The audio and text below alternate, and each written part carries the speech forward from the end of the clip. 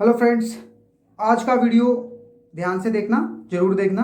आज एक मेरा खुद से भी पर्सनल क्वेश्चन रहेगा लास्ट में आप सबसे, और आपने पूरा वीडियो देखना है। और जो मैं क्वेश्चन पूछूंगा या मैं अपनी राय है मेरी एक, मैंने वो शेयर की है आप सबसे, तो आप मुझे ज़रूर बताना कि आप उस बारे में क्या सोचते हैं। और आज का जो हमारा वीडियो है वो होने जा रहा है, जो अभी फॉल इनटेक है उसके लिए जो स्टूडेंट्स की अपॉइंटमेंट्स आ रही हैं, और B1 B2 के रिगार्डिंग जो आप उठाना चाह रहे हैं अपॉइंटमेंट।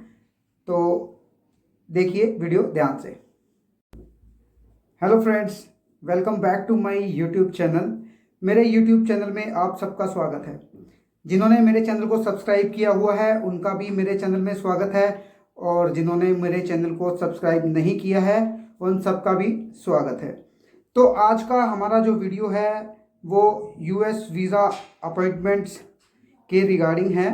और इसमें आज मैं आपको बताऊंगा, अगर आप B1 B2 वीज़ा कैटेगरी से हैं या आप स्टूडेंट वीज़ा के लिए ट्राई कर रहे हैं अपॉइंटमेंट उठाने के लिए, तो आज मैं बताऊंगा आपको कि अभी मार्केट में जैसे कि सभी बोल रहे हैं कि मई के बीच में अभी अपॉइंटमेंट्स आएंगी, मई के बीच में अपॉइंटमेंट्स आएंगी, बल्क में अपॉइंटमेंट्स आएंगी, और जो है कि सभी को अपॉइंटमेंट मिलेगी।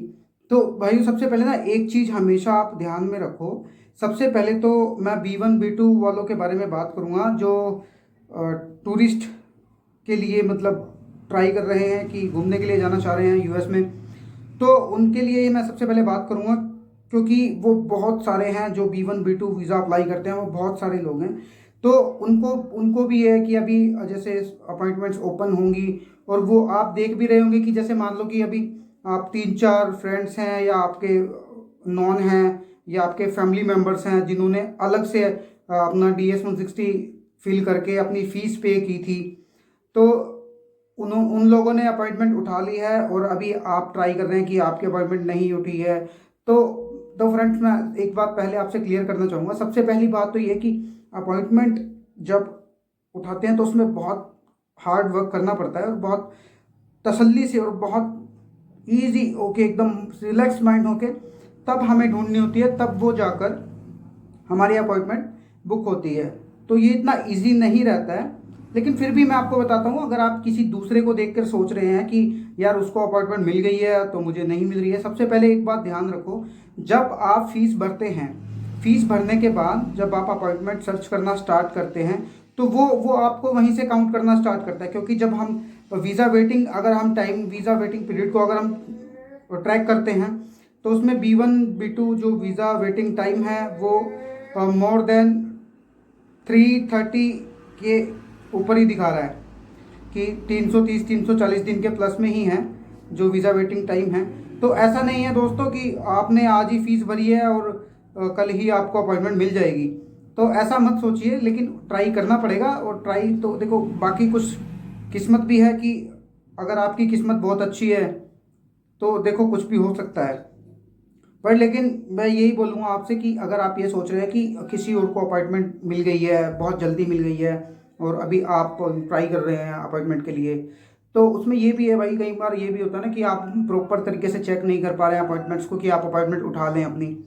तो घबराने वाली कोई बात नहीं है, ऐसी अपॉइंटमेंट मिलेगी, सबको मिलेगी अपॉइंटमेंट की चिंता मत कीजिए, ठीक है। उसके लिए हार्ड वर्क की ज़रूरत है और सही तरीके से चेक करने की ज़रूरत है, और ज़्यादा ऐसे एग्रेशन में आकर भी बिल्कुल भी चेक नहीं करना है कि आप अपनी ID फ्रीज़ कर लो।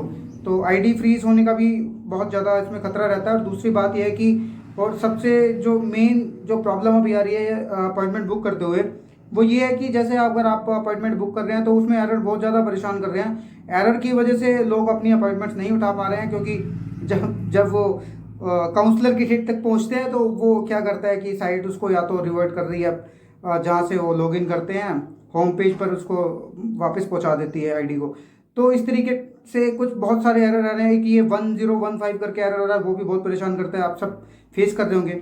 बाकी मोस्टली तो ये मैं आपको यही कहूँगा कि अगर आप वीज़ा अपॉइंटमेंट उठाना चाहते हैं या उठा नहीं पा रहे हैं, या आपको कोई प्रॉब्लम आ रही है वीज़ा अपॉइंटमेंट उठाते हुए, तो चाहे वो आपकी किसी भी कैटेगरी से हो, तो आप मेरे व्हाट्सएप पे मुझे मैसेज कर सकते हैं, मुझसे बात कर सकते हैं। और अगर उससे मैं फ्री हुआ तो मैं आपको बोल भी सकता हूँ कि आप मुझे कॉल कर लीजिए, क्योंकि दोस्तों टाइपिंग करने में बहुत टाइम लगता है, क्योंकि मैसेज बहुत सारे आते रहते हैं मुझे। और अगर मैं सिंगल सिंगल पर्सन को अभी अगर मैं एक एक मैसेज पढ़कर रिप्लाई करता रहूँगा तो मैं 3-4 चैट में ही रह जाऊँगा, क्योंकि और लोगों के मैं मैसेज पढ़ नहीं पाऊँगा, क्योंकि सबके क्वेश्चंस के आंसर मुझे करने होते हैं। और अब तक कोई भी ऐसा बंदा नहीं है जिसको मैं रिस्पॉन्स ना देता हूँ या मैं बात ना की हो जिससे।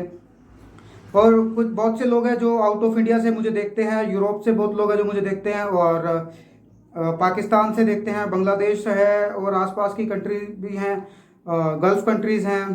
तो उधर से भी मुझे लोग देखते हैं और मुझसे सेम क्वेश्चन करते हैं कि सर अपॉइंटमेंट के लिए प्रॉब्लम आ रही है और इसका सॉल्यूशन कैसे होगा।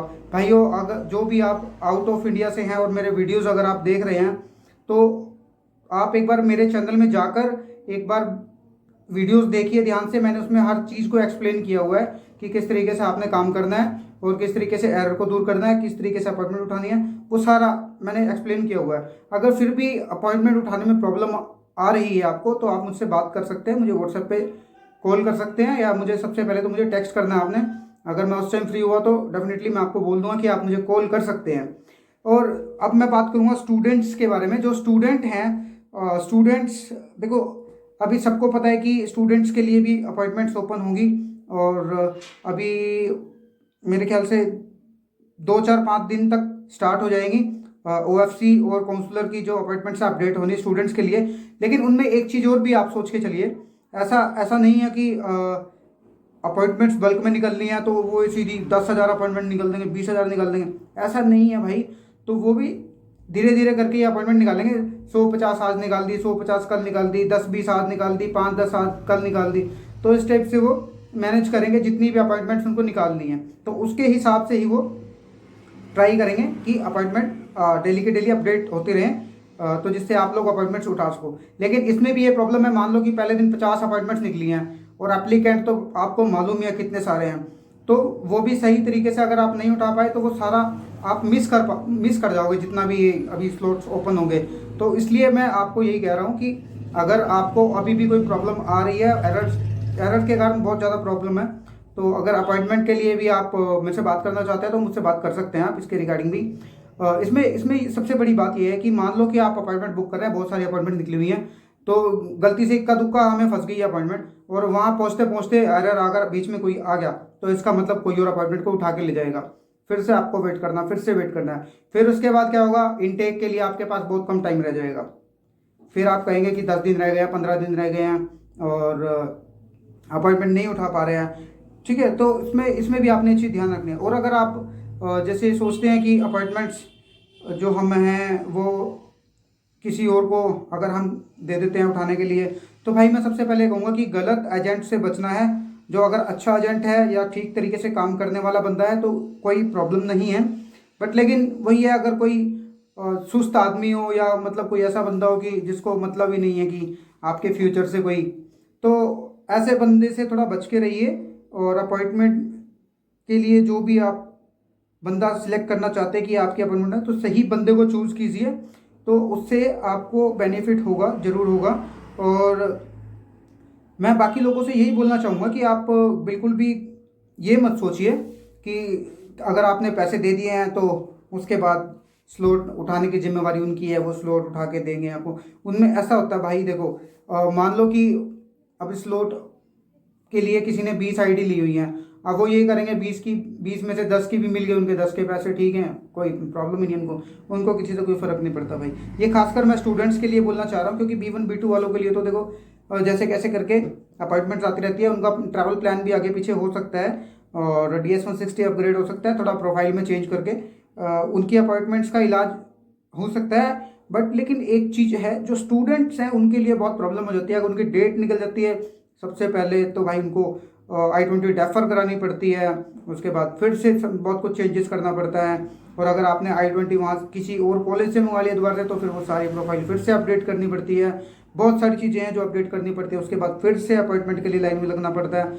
फिर से आपके मन में डर बैठ जाता है कि लास्ट टाइम तो हमें अपॉइंटमेंट मिली नहीं है और प्रोग्राम अभी हमने डेफर करा लिया है, और लास्ट से अभी आगे जब जाएंगे हम तो वो अपॉइंटमेंट मिलेगी या नहीं मिलेगी, हमें फिर से जो प्रोग्राम है वो डेफर ना कराना पड़ जाए। तो अब बहुत ज़्यादा डर रहता है स्टूडेंट्स के मन में।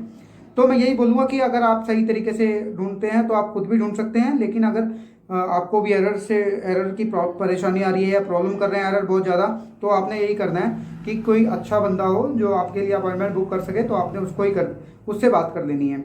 तो आज का वीडियो कुछ ज़्यादा लंबा तो वैसे मैं नहीं करूँगा, मेरा मेरा बताना यही मकसद था कि जो मार्केट में खबर फैला रखी है कि बल्क में अपॉइंटमेंट, ठीक है वो निकलेंगी, ऐसी बात नहीं है कि नहीं निकलेंगी, लेकिन उसकी गारंटी क्या है कि एक दिन में 5 निकल रही हैं, 10 निकल रही हैं या 15 निकल रही हैं।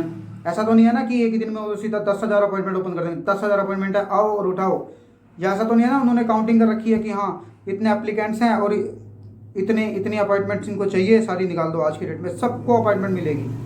मैं तो यही मैं बोलना चाहूँगा आपको, इसके लिए आपने सोचना है, समझना है, और सारी बात है जो वो ध्यान में रखनी है कि आपको I-20 डेफर ना करानी पड़े और आपकी अपॉइंटमेंट आपको मिल जाए। तो इसके लिए तो आपने ही सोचना है सबसे पहले, स्टूडेंट्स की बात कर रहा हूँ मैं अभी। तो मैं उम्मीद करता हूँ कि जल्दी से आप सब अपनी अपनी अपॉइंटमेंट उठा लोगे, ठीक है। अच्छा वैसे मेरे मन में भी, वैसे ये बातें बोलनी नहीं चाहिए ऑनलाइन, लेकिन मेरे मन में भी ना कई बार एक दो सवाल उठते हैं, तो वैसे मैं अपनी यूट्यूब फैमिली है, मैं उनसे थोड़ा शेयर करना चाहता हूँ कि मेरे मन में भी कुछ सवाल होते हैं। एक्चुअली जैसे आपके मन में बहुत सारे सवाल उठते रहते हैं, तो मेरे मन में भी बहुत सारे सवाल उठते रहते हैं। तो एक एक एक सवाल है जो मेरे मन में उठता है, मैं ये सोचता हूँ कि देखो, जब हम फीस पे करते हैं यूएस वीज़ा के लिए, हमने फीस पे की, उसके बाद जब हम CGI-ID में जाते हैं तो वो ऑटोमेटिक एक नंबर जनरेट करके वहाँ पर ऐड मिलता है हम लोग को। देखो रिसिप्ट ऑटोमेटिकली अपडेट हो गई है, ठीक है। उसके बाद जब ये सब फीस के लिए ऑटोमेटिक हमको भेज रहे हैं, ठीक है, कि इस नंबर पर आपने अमाउंट ट्रांसफ़र करना है, ये अकाउंट नंबर है, वो भी हमको खुद से मिल रहा है, ठीक है। और जो हम फीस पे कर रहे हैं उसके लिए, अपॉइंटमेंट्स के लिए जो हम जाते हैं, उसमें रिसिप्ट का नंबर है वो भी ऑटोमेटिक जनरेट होकर उसके अंदर फिल हो रहा है, ठीक है। बहुत सारी चीज़ें हैं, और जो आईडी हमारी फ्रीज हो रही है वो भी ऑटोमेटिक हो जाती है कि अगर आप ज़्यादा ट्राई करोगे तो ऑटोमेटिक आईडी फ्रीज हो जाएगी। तो भाई मुझे एक चीज़ बताओ कि आप लोग जब फीस हम पे करते हैं, या स्टूडेंट्स पे करते हैं फीस, या B1 B2 वाला या कोई भी कैटेगरी से रिलेटेड वो बंदा फीस पे करता है, तो क्या आप लोग उनको अपनी तरफ से सीधा एक मैसेज नहीं भेज सकते, हाँ आपको ये इंटरव्यू डेट मिल रही है, यस या नो कीजिए। आप उनको ऑलरेडी बुक्ड अपॉइंटमेंट दीजिए, क्यों नहीं दे सकते हो? या तो उनको बताइए कि हाँ आपने आज F1 की फ़ीस भरी है, तो आपकी अपॉइंटमेंट डेट आएगी अगस्त की, आपकी आएगी जुलाई की, या आपकी आएगी नवंबर की, या आएगी दिसंबर की। तो आप डायरेक्ट क्यों नहीं कर पाते हो ऐसा लोग? मुझे चलो वैसे मतलब ये मेरा क्वेश्चन है, मेरे मन में है। अब ये तो मुझे समझ नहीं आया कि पहले आओ पहले पाओ, पहले फीस भरो उसके बाद जद्दोजहद करो अपॉइंटमेंट के लिए, और फिर वो सही डेट पे ना मिले फिर आगे भागो पीछे भागो। भाई जब जब आप उस डेट के हिसाब से ही आप उनको अपॉइंटमेंट इशू कर दो ना, जिस हिसाब से आप वेटिंग टाइम दिखाते हैं, आप दिखा रहे हैं कि स्टूडेंट का जो वीज़ा वेटिंग टाइम है वो आप दिखा रहे हैं 30 दिन भी दिखा रहे हैं, 37 डेज दिखा रहे हैं, कभी 21 डेज दिखाते हैं। तो जितने डेज वो दिखाता है उस दिन मान लो, आज मान लो कि मैं चेक करता हूँ कि जो स्टूडेंट वीज़ा है उसके लिए वेटिंग पीरियड कितना है। चलो उसके लिए वेटिंग पीरियड मान लेते हैं कि हम 20 दिन भी छोड़ो, 30 दिन दिखा रहा है। आज मैंने देखा कि वीज़ा वेटिंग टाइम 30 दिन दिखा रहा है, और मैं आज फीस पे करता हूँ, और मेरी रिसिप्ट जब आती है तो मेरे को 30 दिन बाद की अपॉइंटमेंट उनको खुद से देनी चाहिए ना। जब आपकी साइट पे लिखा हुआ है कि 30 दिन के बाद 30 दिन का वेटिंग पीरियड है, कोई बात नहीं, 30 की नहीं, आप 31 दिन बाद की दे दो अपॉइंटमेंट, 32 दिन बाद की दे दो, 40 दिन बाद की दे दो, लेकिन आप साथ के साथ अपॉइंटमेंट दे दो ना। फिर जब आपने वहाँ लिखा हुआ है कि वीज़ा वेटिंग टाइम इतना है, वीज़ा वेटिंग टाइम इतना है, तो भाई उस हिसाब से भी आप काम कर सकते हो ना। तो चलो वैसे ये मेरा खुद का पर्सनली एक सवाल था, वो भी इसलिए था क्योंकि मैं भी देखता हूँ कि तो इस चीज़ का कोई मतलब ही क्या रह गया, वीज़ा वेटिंग पीरियड का कोई मतलब ही नहीं रह गया। फिर आप शो क्यों करते हो कि टूरिस्ट वीज़ा के लिए, B1 B2 वीज़ा के लिए इतना वेटिंग है, इंटरव्यू वेवर के लिए इतना वेटिंग है, और जो स्टूडेंट एक्सचेंज F1 वाले हैं उनके लिए इतना वेटिंग है, उनके लिए दिखा रहे 30 दिन का वेटिंग, 40 दिन का वेटिंग, और वो एक साल से भाई बेचारे अपॉइंटमेंट के लिए तरसते फिर रहे, उनको अपॉइंटमेंट नहीं मिल रही है। जब आप दिखा रहे हैं कि 30 दिन का टाइम है अपॉइंटमेंट वेटिंग के लिए स्टूडेंट वीज़ा का, जब बच्चा फीस भरता है तो आप उनको ऑटोमेटिक एक डेट जनरेट करके दे दो, इस डेट को आपने आना है भाई, वो क्यों नहीं देते हो आप लोग? जब 30 दिन की आप वेटिंग दिखा रहे हैं तो 30 दिन बाद की डेट दे दो उनको साथ के साथ। जैसे वो फीस पे करते हैं, आपको रिसिप्ट नंबर मिलता है, तो आप उनको ईमेल में भेज दो कि आपको इस तारीख को आना है, वो FC इस तारीख को। किस लिए ये पंगा पाया हुआ बेफालतू में अपॉइंटमेंट्स। लेकिन चलो प्रोसेस है उनका, प्रोसेस के बारे में हम क्या बोल सकते हैं किसी, लेकिन ये बात जेन्युइन है, आप खुद सोच सकते हैं बात, जो मैं मेरे मन में क्वेश्चन है जो मैं सोच रहा हूँ उस चीज़ को। तो चलो आज के लिए इतना ही वीडियो रहेगा। और अब मुझे कमेंट करके ज़रूर बताना जो मैंने आपको आइडिया दिया है और जो मैं आपको बता रहा हूँ कि ऐसे होना चाहिए या हो भी सकता है ऐसे। जब आप दिखा रहे हैं कि 30 दिन की वेटिंग है तो 30 दिन बाद क्यों आप ऑटोमेटिक अपॉइंटमेंट दे दो उनको। आज फीस पे कर रहा है कोई, चलो फीस भी छोड़ो, जब आपकी रिसिप्ट नंबर आपको इशू हो गया, जब आपके रिसिप्ट नंबर आ गए तो उसमें 30 दिन बाद की आप उनको डेट दे दो, पहले डेट बना के भेज दो, टाइम बना के भेज दो उनको, इतने बजे आ जाना आपने, OFC है, इतने बजे काउंसलर है, बस उनकी प्रेफर्ड लोकेशन पे आप दे दो उनको, जो वो आप फिल करवाते हैं। प्रेफर्ड लोकेशन क्या है आपकी, दिल्ली है, मुंबई है, कोलकाता, हैदराबाद, चेन्नई, वटेवर जो भी है, तो आप क्यों आपको दे देनी चाहिए वैसे अपॉइंटमेंट इस टाइप से। जब सारा सिस्टम ऑनलाइन है, ऑटोमेटिक है, तो फिर ये इतनी जद्दोजहद किस लिए करनी पड़ रही है अपॉइंटमेंट्स के लिए। तो दोस्तों आप इस बारे में क्या सोचते हो मुझसे ज़रूर शेयर करना, आप कमेंट जरूर करना। जो मैंने आपको बताया अभी कि मैं तो इस तरीके से सोचता हूँ कि 30 दिन की वेटिंग दिखा रहा था, तो 30 दिन बाद की अपॉइंटमेंट दे दो, उनको उठानी ना पड़े बच्चों को, आप ऑटोमेटिक उनकी मेल पर सेंड कर दो कि हाँ आपने इतनी तारीख को फीस भरी है, इतने दिन की वेटिंग है, इतने दिन बाद अपॉइंटमेंट ले लो आप। चलो गाइस आज के लिए वीडियो में इतना ही। बस मैं ये जरूर जानना चाहूँगा मैं आप लोगों की क्या राय है इसके बारे में, कि उनको ऐसा करना चाहिए कि वेटिंग पीरियड के हिसाब से आपको अपॉइंटमेंट आपकी ईमेल पर भेज देनी चाहिए उन लोग को अपने आप से। तो चलो बाकी आज के वीडियो में इतना ही। थैंक यू मेरे चैनल को देखने के लिए, और थैंक यू बहुत सारा प्यार देने के लिए। देखते रहिए, मेरे चैनल को सब्सक्राइब कर लीजिए अगर आप भी इंफॉर्मेशन चाहते हैं किसी भी रिगार्डिंग से, US वीज़ा के रिगार्डिंग या किसी भी चीज़ के बारे में आप जानना चाहते हैं जो US वीज़ा से रिलेटेड है या किसी और कंट्री से रिलेटेड है, या आप किसी भी टाइप का प्रोसेस स्टार्ट करना चाहते हैं आउट ऑफ इंडिया, तो आप मुझे सब्सक्राइब कर सकते हैं, मुझसे बात कर सकते हैं। डिस्क्रिप्शन में भी मैं नंबर डाला हुआ है और चैनल इन्फो में मैंने अपना नंबर डाला हुआ है, आप मुझे कॉल कर सकते हैं और मुझे टेक्स्ट भी कर सकते हैं। Thank you.